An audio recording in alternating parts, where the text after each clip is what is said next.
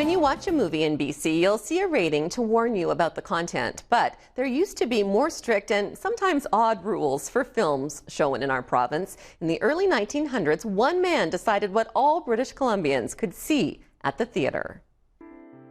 So in 1913, one of the reasons for banning movies was because they included snakes. So this film is called The Rattlesnake, and the reason it's banned is snakes used throughout, horrible, loathsome, and nauseating in extreme.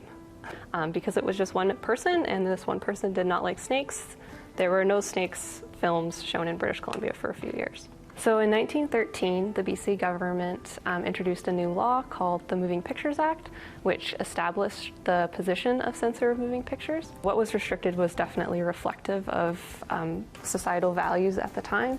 A lot of Westerns were initially banned because they were considered sort of a bad influence on kids. Infidelity and indecency were very common reasons for banning films, especially when it was women who were being the indecent or unfaithful ones. And this list includes the movie Dracula, starring Bela Lugosi. And the film was initially rejected because the producers didn't want to have any scenes eliminated from it. The reason that the censor didn't like it is they said it was, quote, an account of unwholesome and gruesome effect, which in their opinion would be injurious to nervous women and children and totally unnecessary to the strength of the picture. I think women could have handled it back then, yeah. In 1929, the act was amended and they did actually include a board. The production companies could sort of argue their case and get a second opinion. So this is their case for Dracula.